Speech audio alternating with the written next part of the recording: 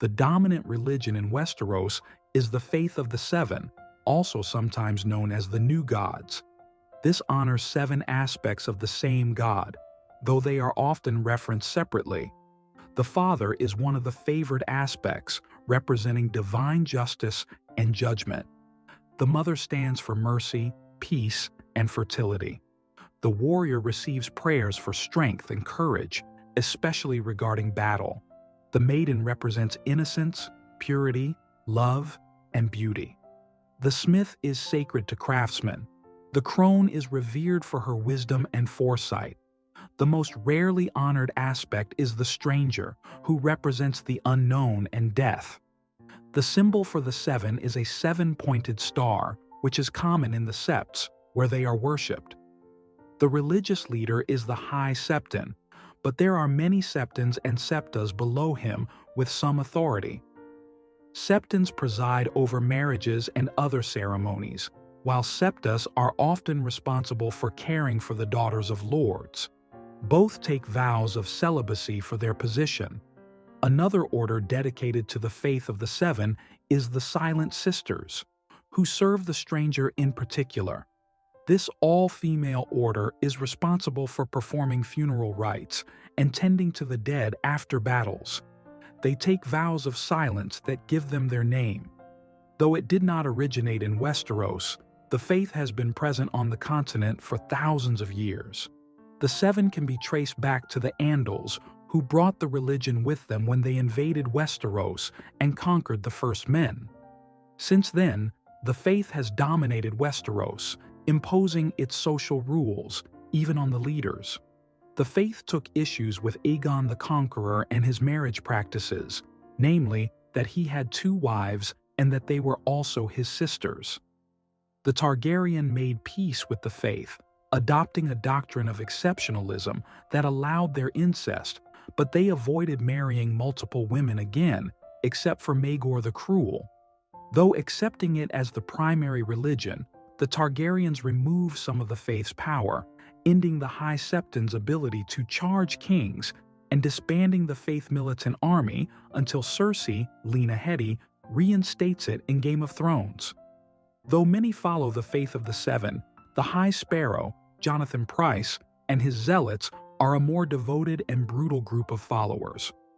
The Old Gods are the second most common religion in Westeros.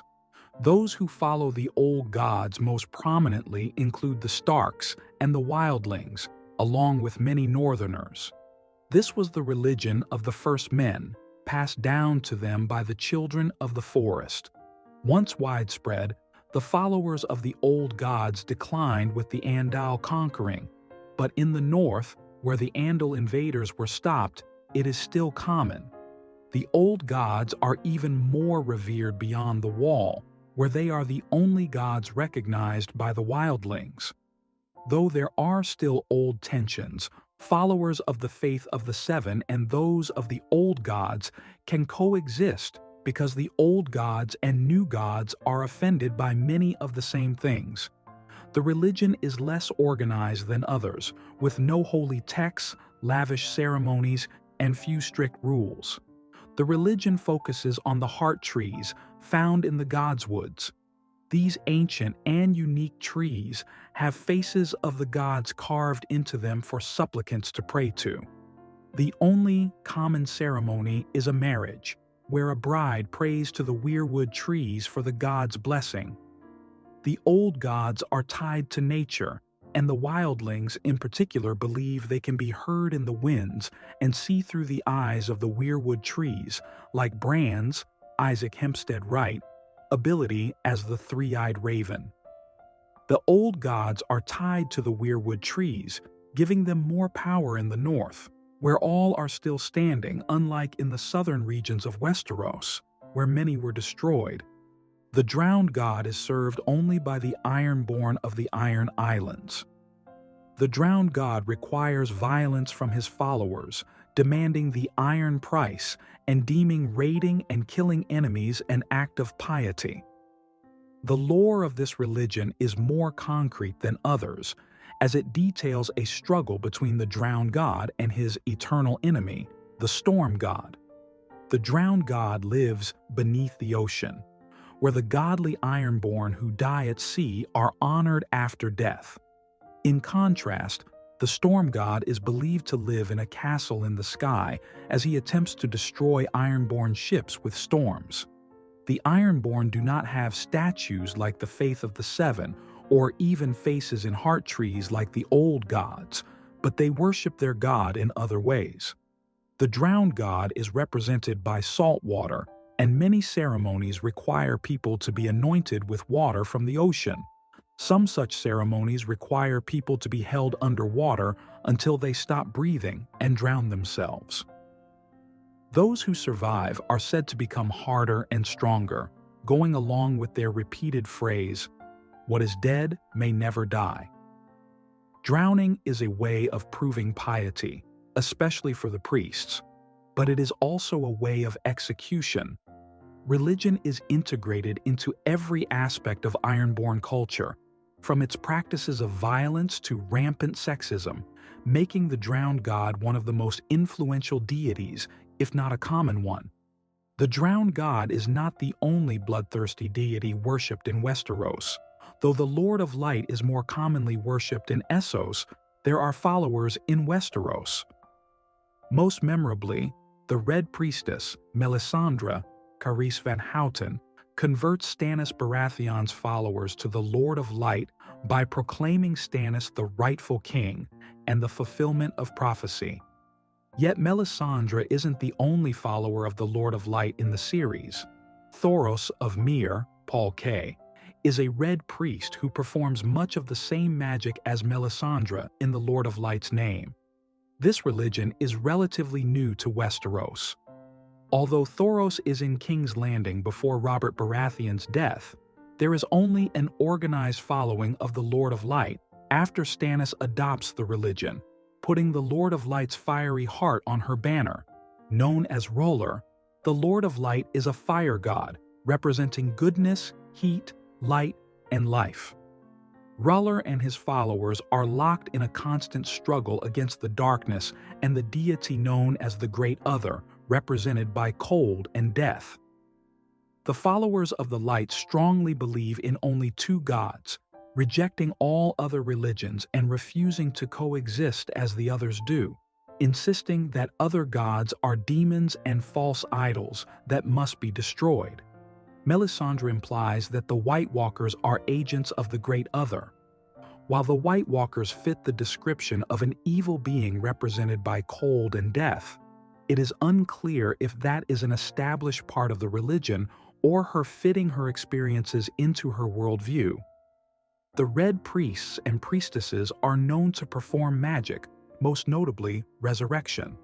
Melisandre raises Jon Snow, Kit Harington, from the dead, and Thoros revives Beric Dondarrion, Richard Dormer, several times.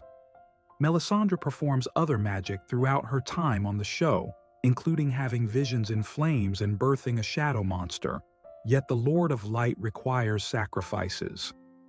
Melisandre performs blood sacrifice, burning people alive in a ceremony dedicated to R'hllor.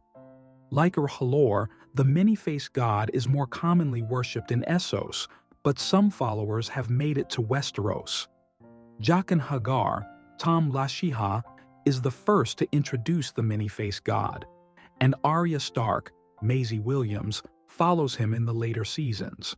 Though his temple is in Braavos, the many-faced god is an odd case because the religion acknowledges other gods as one of the faces.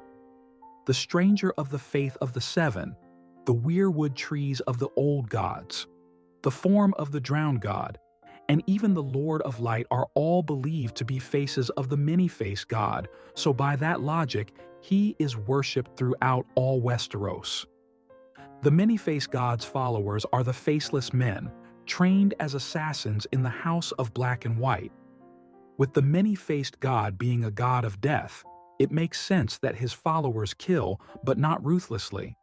The Faceless Men see death as a gift from their god, as it marks the end of suffering. They offer access to a peaceful death to those who are suffering, physically or emotionally. They can also gift death to people who are harming others, but they do not kill for personal revenge, but for others whom they have agreed to serve. Like their god, the faceless men can change faces, helping their work remain a secret. There are no known ceremonies performed for the many-faced god, but the words Valar Morgulis, meaning all men must die, are always reciprocated with Valar Dohaeris, meaning all men must serve. This is the closest thing to a ceremony seen in Game of Thrones. The final religion recognized in Westeros is not seen in Game of Thrones, but appears in House of the Dragon. The Old Gods of Valyria were worshipped before the doom of Valyria. Though their country of origin is gone, the religion survived through the Targaryens. The surviving Valyrian colonies have other gods because Old Valyria was known to be tolerant of other religions, a fact reflected in the Targaryens accepting the other faiths in Westeros after the conquering. However, as the surviving dragon lords, some Targaryens continued to honor the ways of the Old Gods of Valyria.